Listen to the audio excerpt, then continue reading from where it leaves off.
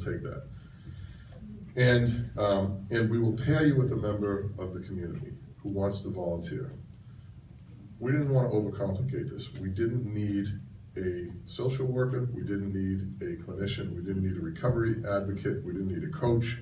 We needed someone who could sit there and metaphorically or literally hold another human being's hand while they were going through a crisis. And we needed that person to be a stranger, because we all know how family and the addicted person interact. Sometimes it's enabling, sometimes it's tough love. It's very frustrating on both sides. And we thought that if we knew at that time that the process of getting someone help was long, hours and hours and hours. So we knew if we paired them with someone who had no judgment, who had no call except to be there and be empathetic, that they were more likely to stay and wait for that treatment. So we wanted a place to take them, and we wanted a way to keep them there. And that's what we announced. And we announced that at the forum, and it got a great response. And then we announced it on Facebook in just that way on May 4th. And the Facebook post hit 2.4 million people. Wow. And it was shared 30. Thank you very much. Is it the suit or what I just said?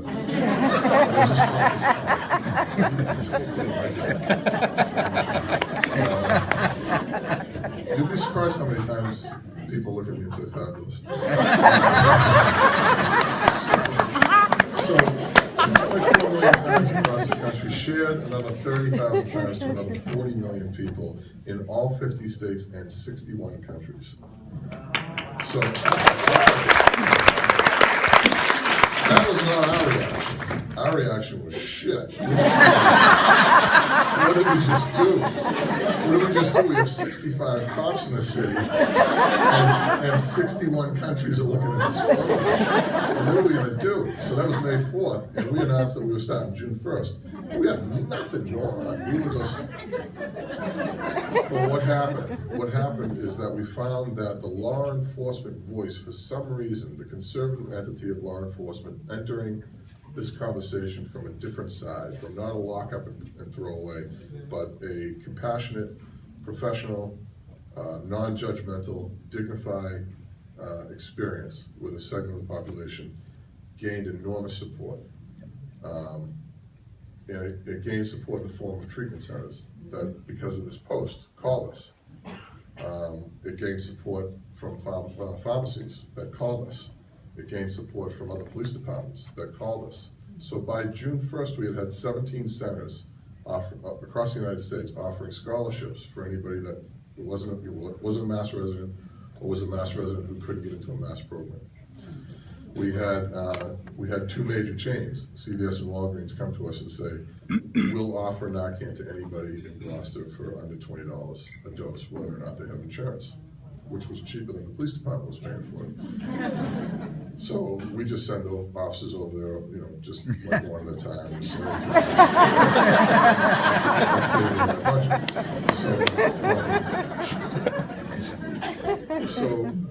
So now we had, we started getting cocky. We said, yeah, we have treatment centers and we have pharmacies on board and we have police departments that are interested. We're ready to go. June 1st, we're going to open the doors up. Let's go. Let's put people into treatment like it was going to be that easy. And everybody in the room knows it's not that easy. So June 1st came, and we're standing intrepid at the doors, and nobody walked in. Because the joke had been either we're going to get 1,000 or we have nobody, because nobody's going to trust the police that we're not going to sit there with handcuffs for them to jump out. And not going to and then the whole day passed, and then midnight passed, and then 3 a.m. on the second day, someone walked in. Right? The worst possible scenario person walked in. It couldn't be from Massachusetts, couldn't be from Gloucester first, couldn't be from Massachusetts, couldn't even be from a surrounding state. California, wow. With insurance. The lady in Danvers had read the Facebook post, sent it to her relatives in California, somehow got to this kid. The kid contacted the lady in Danvers. She said, I'll buy you a plane ticket, take you to Gloucester myself. Bought him a plane ticket and took him right to Gloucester. And he shows up, and we're like, you don't know what to do with you. weren't even sure what we were going to do with the Massachusetts people. Never mind you, idiot. Would you come all the way across the country? They don't know addiction on the West Coast. So what we did is we just kind of we kind of just did what we do best in law enforcement, is we don't take no for an answer, and we have a hard time not winning. And a lot of times it works to our disadvantage with the public, and a lot of times in this particular case it works to our advantage. We found him a scholarship bed in California, put him on a plane, and we paid for the ticket. Because it was a $400 ticket versus whatever it would have cost us to arrest, charge, whatever, and we'll get into that in a few minutes. And then people started trickling in, and more people started trickling in. And so today, we have had, well, let me give you the number afterwards. So we started with facilitating them to the hospital, okay? Do we have ER people here? Oh good, they suck. Right, so you raised your hand really late. You set me up. No, you don't. You're great at what you do, but you're not set up for substance abuse, and you shouldn't have to be. Is that true? All right, thanks. You don't suck personally. But, I mean, I don't know you. Maybe you do. Your department sucks. Anyway, because we brought 2 people into the emergency room over 3 days, and they screamed bloody murder, that we were overloading their emergency room, and we couldn't possibly take any more of these sick individuals, because we don't do that here. Okay, so we're going to send our clinicians to you. We're going to send our clinicians to the police station. You can do it all there. We don't want them in the ER. We said, fine, we'll take them. So we're also a very impatient breed. We're an impatient, segment of society when we're wearing our uniforms. We want everything to be done, so we can go get coffee and donuts. So what we were finding is that clinicians who do fabulous work. I heart clinicians. I had it tattooed like somewhere over there, because you guys are great. The clinicians do great work, but you're so overworked, and you have so many places you have to be. Yeah. At 8 o'clock in the morning, you got 17 places and 100 people you're going to look at. And you can't spend time with everyone going down the list of treatment centers and going down again and going down again. You got to go down once and you got to go here. I'm sorry, I couldn't find your bed. We don't close. And we only have the person who's in front of us. We don't have to be anywhere else. So for the next 30 or 40, we watched how the clinicians would do their work. And it would be, come in, anywhere from 1 to 6 hours, because they had other places to be. Do the intake, which took 45 minutes. Start calling down the list. In the 20% of the time they were able to find a bed, they would put them on the on the phone with the center, and the center would do another 45-minute intake. Yeah. I discovered all kinds of new terms like coexisting and dual diagnosis. And, what's the other one? Comorbidity.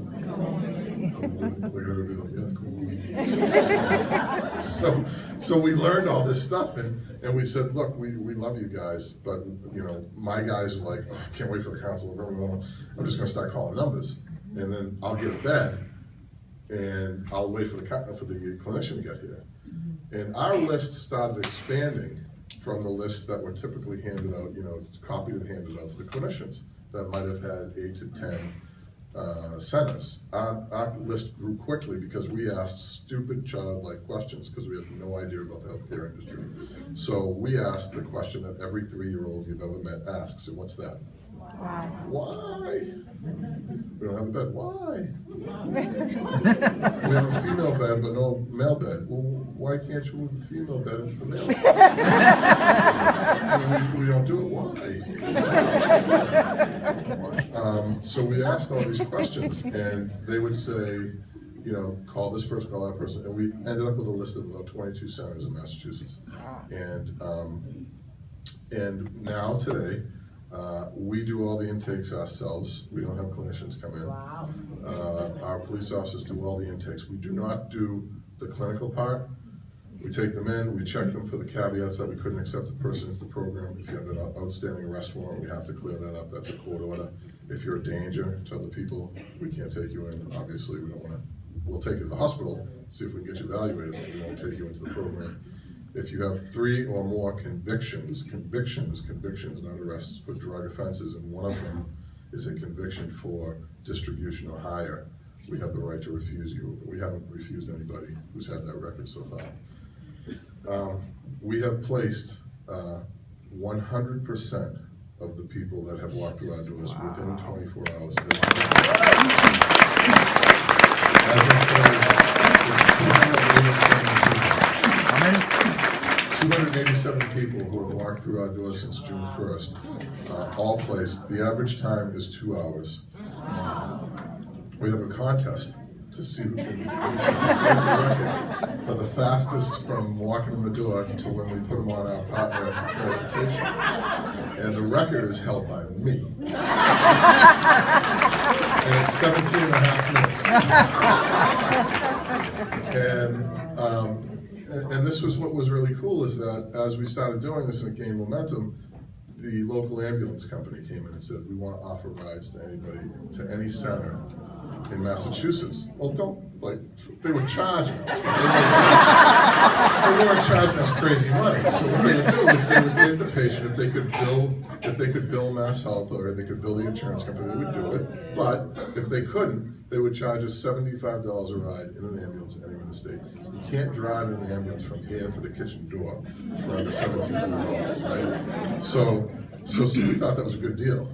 And then we had the local cab company come in and say, we'll take them for nothing. Because everyone has an addicted person. Everyone. Amen. I feel like I'm in church. I got a table over here that's just groupies.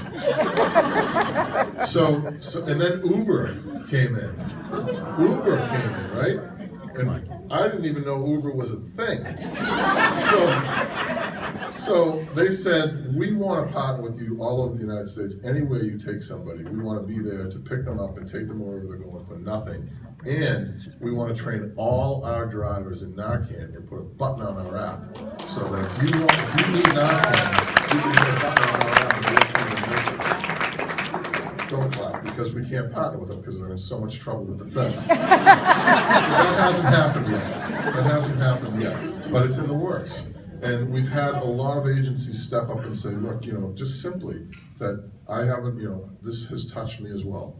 And I have a company that does this, and I want to help. It's sort of like the Kevin car. If you build it, they'll come. I said no cell phones, I'm out of here. So 280 some odd people into treatment, great success stories. The efficacy of the program does not rely for us on whether or not someone relapses or there's a recidivism rate is better or worse. For us, police, it's about facilitating into treatment as opposed to arrest. We love our relapses, not that they relapse, but we love that they come right back to us. What we tell people when they come in the door is, you just started the first day of the last recovery you will ever have in your whole life.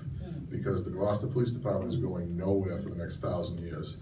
And if you decide, as long as you come in with a willingness to get help, we will help you over and over and over and over and over again with no judgment.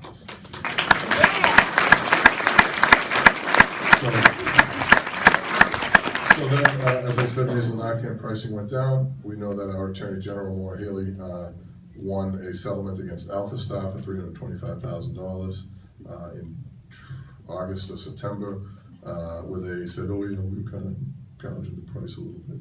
And they paid $325,000 to the public safety Narcan bulk purchasing account so that at least can keep costs down for public safety so that we'll all have it. And I think we can take care of the rest of that pricing with Narcan so it's affordable and available to everybody. And the legislative piece is coming along nicely. As you've seen with the Senate proposed bill, the governor's proposed bill, and now you'll see input that we've had into the House of Representatives bill that will be proposed probably in the next couple of weeks. The governor has taken a great stand.